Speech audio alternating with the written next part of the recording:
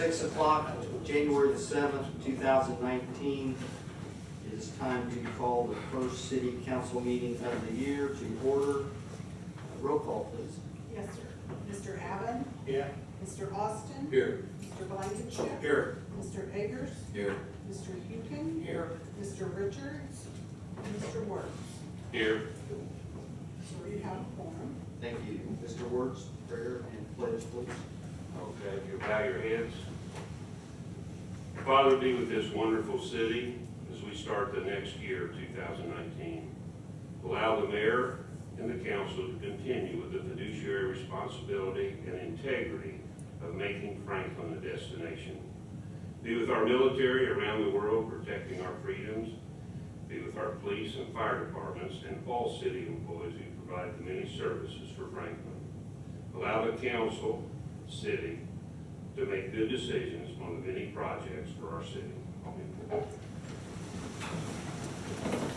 I pledge allegiance to the flag of the United States of America and to the republic for which it stands, one nation, under God, indivisible, with liberty and justice for all.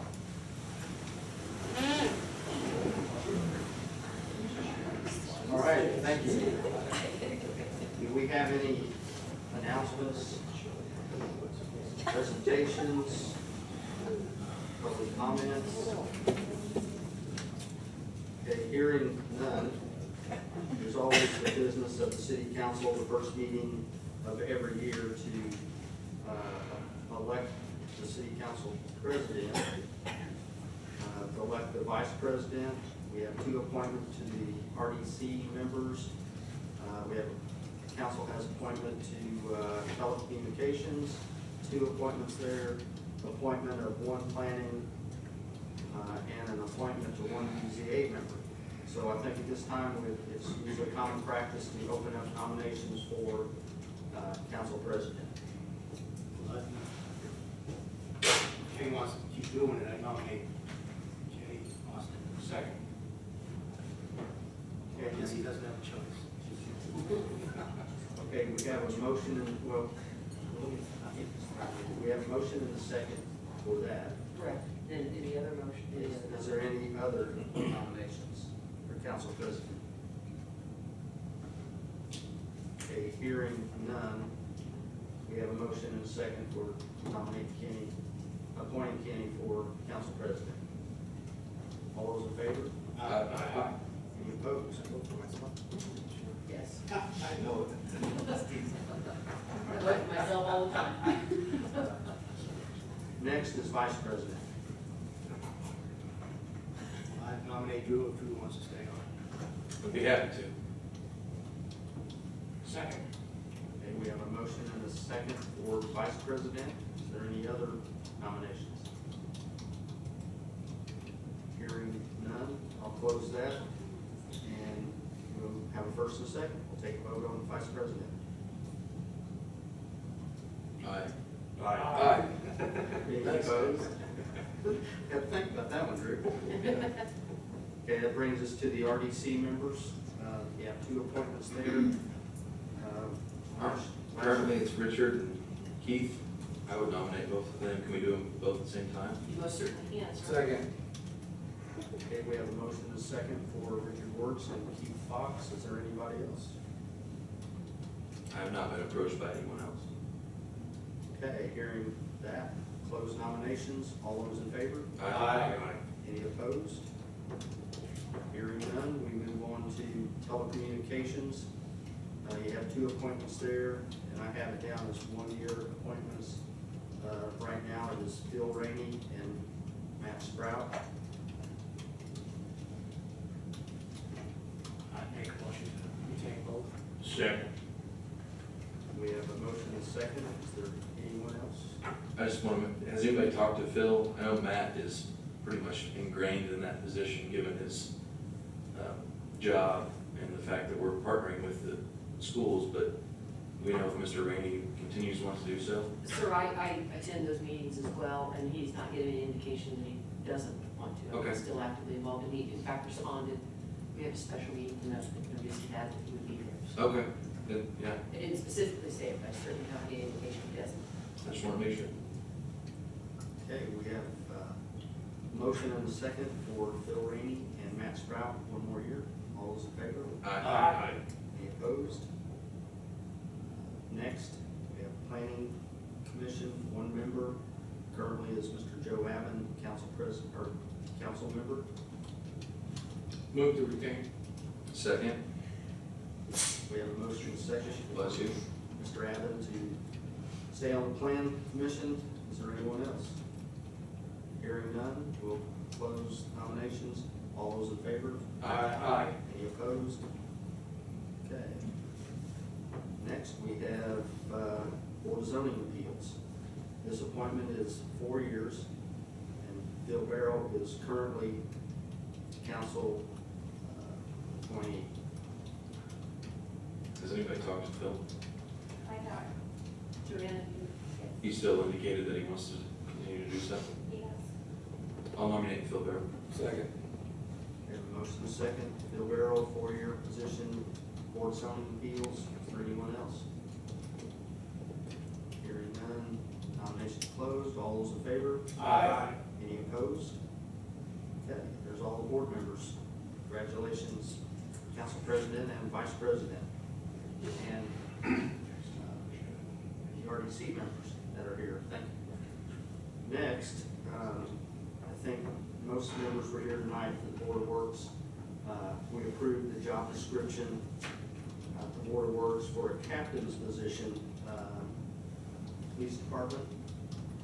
We put it in our budget for the captain's position. Carrie Atwood has been doing that job just as a lieutenant, and I would like to, Carrie's here to be sworn in as our captain, so. while the mayor is getting ready to do that, once our department appoint 50 officers, we then have the ability to have an appointment of captain at the discretion of the mayor. To let do that, it doesn't involve a merit process or anything of that nature, but now, as a matter of statutory ability, now, we are at that point, January. To get this position, you gotta repeat the whole paragraph one time. That's a heck of an initiation. I, Carrie Atwood, I, Carrie Atwood, a member of the Franklin, Indiana Police Department, a member of the Franklin, Indiana Police Department, do solemnly swear do solemnly swear that I will support the Constitution of the United States of America, that I will support the Constitution of the United States of America, the Constitution of the State of Indiana, the Constitution of the State of Indiana, and that I will faithfully discharge and that I will faithfully discharge all my official duties. all my official duties. Congratulations, Captain.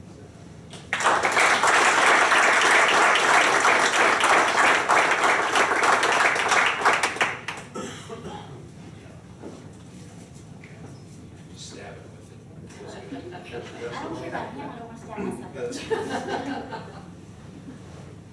That's a good deal.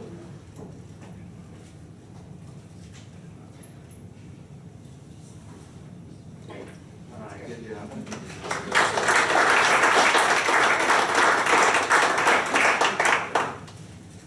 Okay, that gets us to the consent agenda. Move to read consent agenda. Motion second, all those in favor? Aye.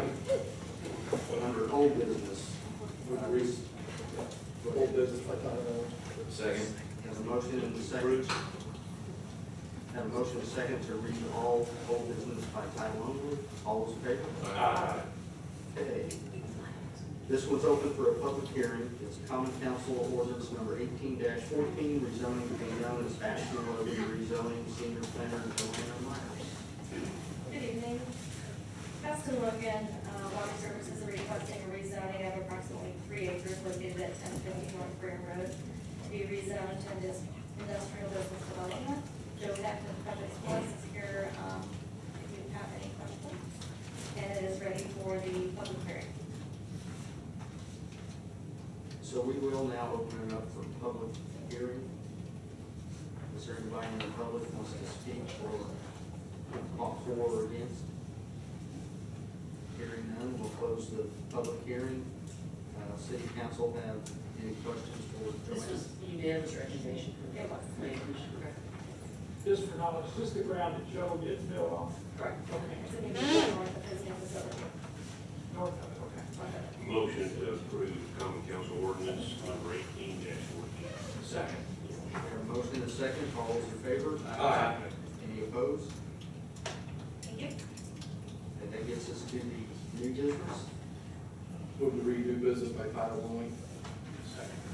Motion and a second, all those in favor to read by title only. Aye.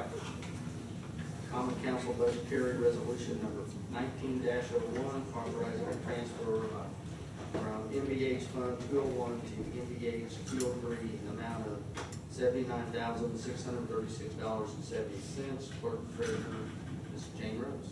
Yes, sir, thank you. This is, we received a directive from the State Board of Accounts, last week before, that said that they have now, this all has to do with our community crossings portion of our money that we have to provide. And they have a new fund number, so I'm moving it from our old fund of 201 to their specific restricted fund 203. You're getting the feeling they don't have enough to do. I'm thinking, and it was a two-page directive. Yeah, I read it. They had a lot of words. I read it. Anyway, it's the same amount of money that we already appropriated for us to spend this year, and we're just moving it in. Just house clean. Yeah, it's just to a different fund name. I should have caught Jane, and I'm sorry I didn't. You can act on this tonight, it only Yeah, it's requires one reading. Right. So if you'll just modify her, just include it, introduce and file tonight and pass it tonight, it can be acted upon. Well, I make a motion to approve. Second. We have a motion by Mr. Abbott, second by Mr. Austin. All those in favor? Aye. Okay, that gets us to other business. Anybody have any other business they want to talk about? I think I do. Mark, could you give a summary on the bids that come back from the city court today?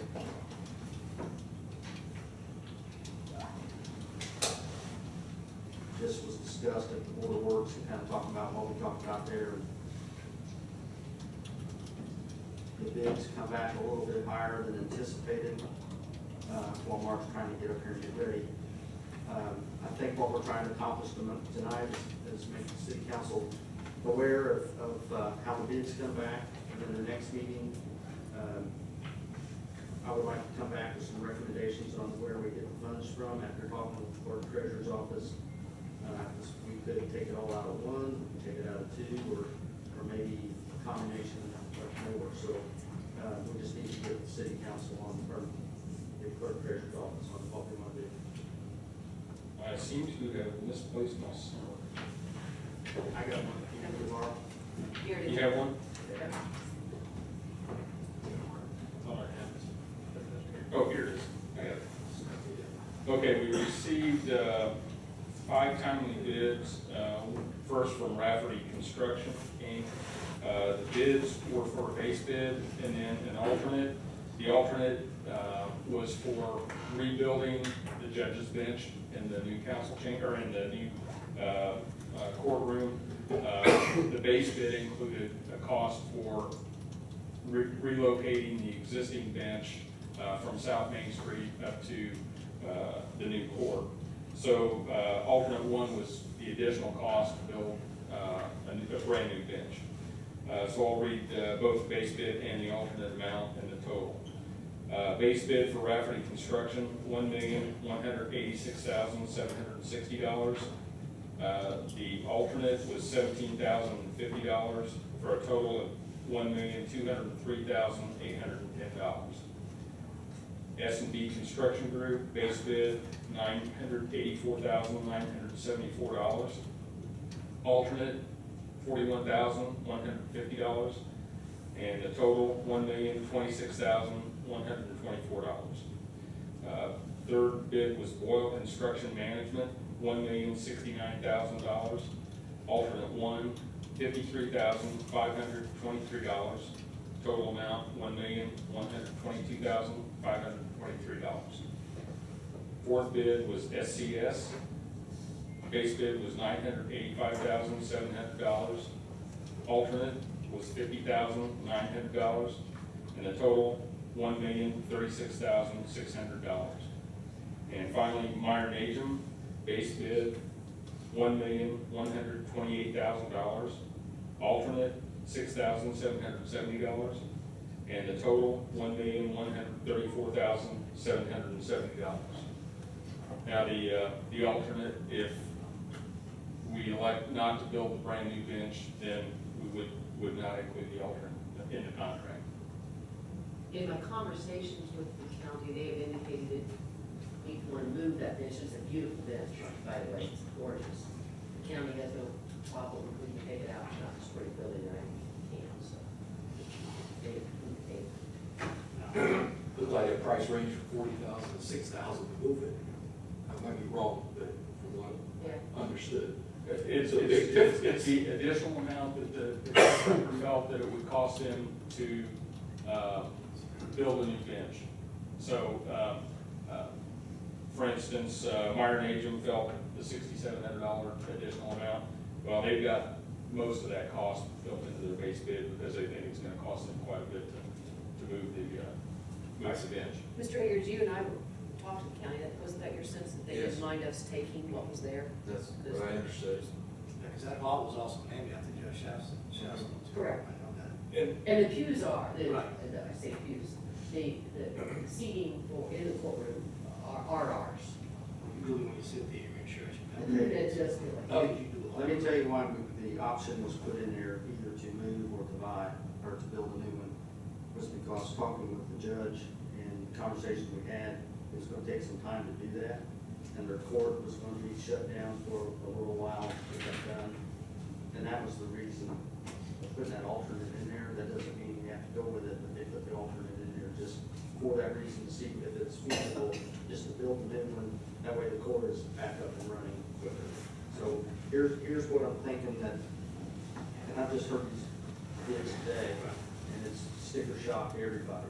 But we gotta think about rec center. We just spent right at $1 million putting in a HVA system, and we're talking about building a whole new courtroom.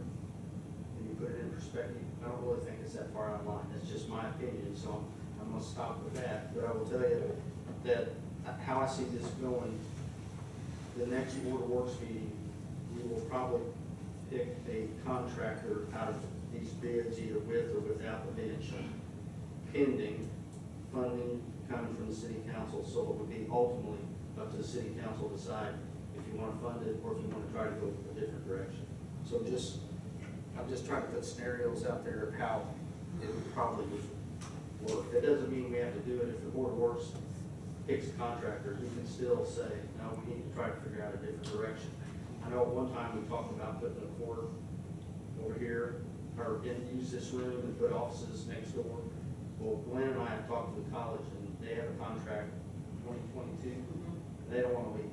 They said, so that's probably out of the picture. I mean, And the judge didn't indicate, given the space needed, that that would be sufficient space over there. And this room, I'm amazed how often this room is used by the various boards that we have, so. Well, I was always surprised because of the security aspect of, there's no continuity between that room and this room.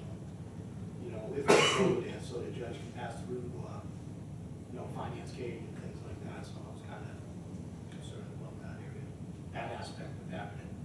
and I know Drew was on the committee, and he looked at other options. We looked at half a dozen different scenarios, but this really is the only one that was gonna be feasible of either something here where this quasi bench is already in place, or is either that or build a brand new building or purchase a new building, and then we'd be in the same situation as building a courtroom and a building we already own.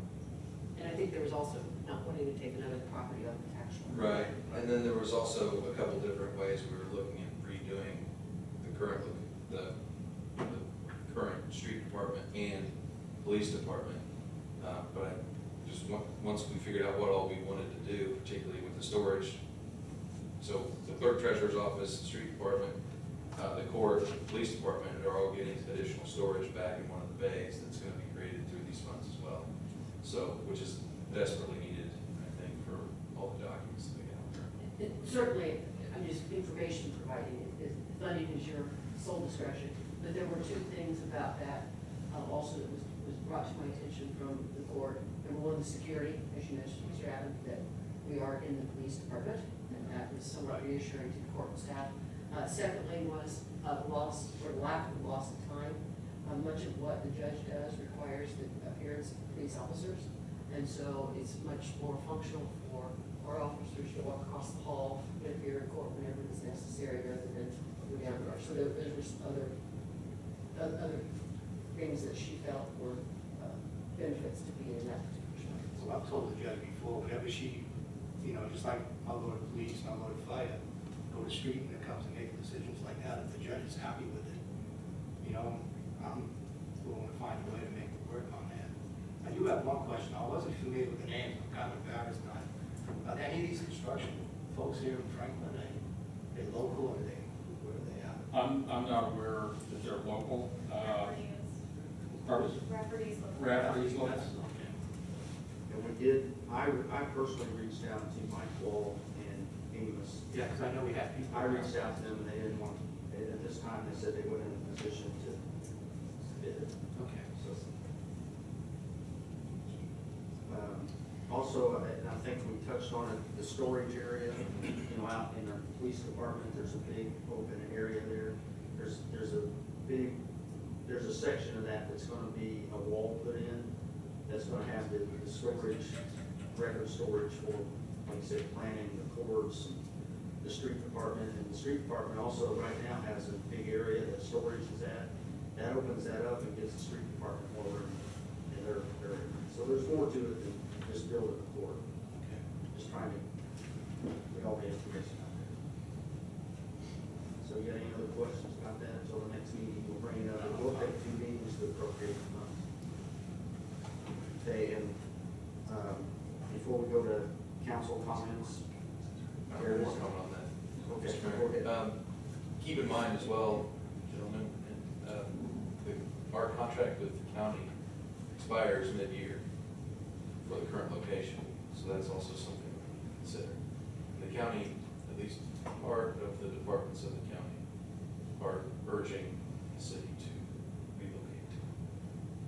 I'll put it as element in a second. At least have a plan. If we weren't out by June 2nd, I don't know, imagine it off the door, but we should. Will they charge us rent? We pay rent, we currently pay rent. We pay rent. Currently pay rent. Okay, on January 28th, we're gonna have, we talked about the last meeting. Jane, if you'll mind, please make sure we get this advertised. The RDC and the city council is gonna have a joint meeting to go over, projects of next year that's, we're planning and how we're going to fund it. So, be a very good informational meeting. So, just put that out there.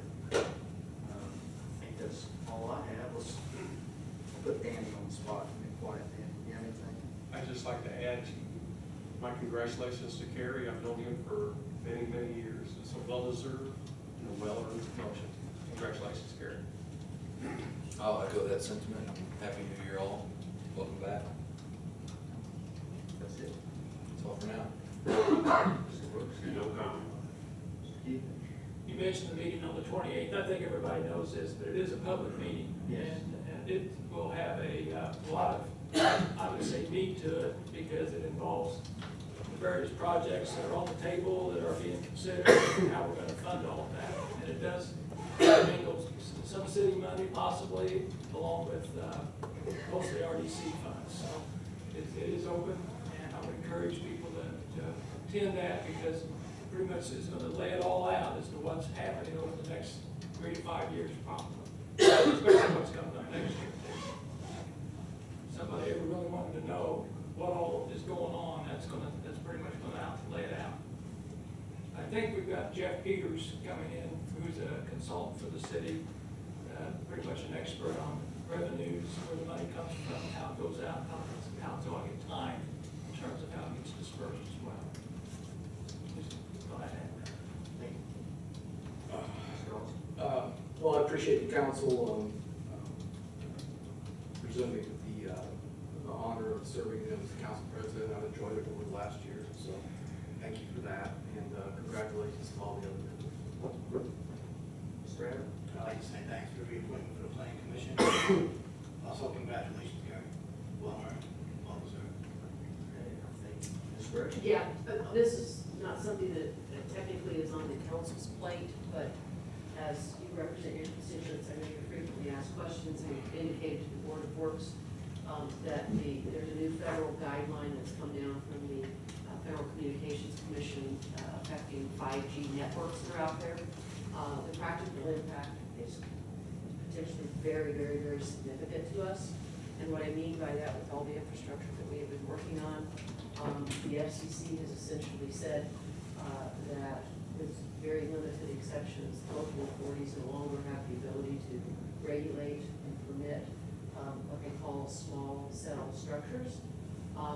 You will hear them described for you as really de minimis things that are no bigger than the size of a pizza box. However, under the guidelines there, was it 23 cubic square, they're about the size of a telephone booth. The practical effect is that if those providers of small cell services, and there are essentially 4 nationwide, wish to come and locate on our street signs, on our light poles, on our buildings, on our structures, we have very limited ability to keep them from doing so. And that's something that I think will be a big issue nationally as well as locally, so I wanted you to be aware of when you hear it in the news and hear a lot of wrangling about it. Mayor made a great analogy to the Board of Works. It's similar to railroads. Right. When the federal government preempts an area that essentially says to the states, you cannot regulate that. And so when we have problems with the railroad, and they cooperate with us, that's fine, but we really can't tell them to do much. I can see that happening here. To put it in perspective, I did some quick math. If we were a 15 square mile community, they anticipate there will be essentially 60 structures in every square mile. And there are 4 providers that they would all be entitled to. So if I did some quick math on 15 square mile, that would be essentially 3,600 structures. You've seen them and probably didn't realize the impact. They are basically boxes that hang on various things, and there's no limit as to where they put them. They can go right away. So you're going to see a lot of pushback. You're going to see a lot of lawsuits. You'll see a lot of information on the news. So if your constituents act, that's what's going on. So basically, it's like a lot of, when we do a lot of, redevelopment, we take lines down, we put them on the ground, if there's nothing there, they can put a structure up. Correct. At their own. That's correct. So I'm working with, staff's been aware, we've been watching this for about a year, hoping that the lobby wouldn't be affected, but it has been very effective in the federal government. So we're essentially, preemption is the word that's used. So we're aware of it. So we're going to try everything we can to limit the applications, but there will be limitations on what we can do. The idea now is to have them not as high as cell towers used to be. And you probably remember we couldn't regulate cell towers for a long period of time. The idea now is, because the way these networks work, they want more of them, but they want them lower because they want them to be able to communicate with our cell phone devices and things like that. So I expect a proliferation of these types of structures. But you'll have good cell service, I suppose. No, sir. Okay, is anybody else so far? Do you like anything else that wants to? Hearing none? Move to adjourn. Second.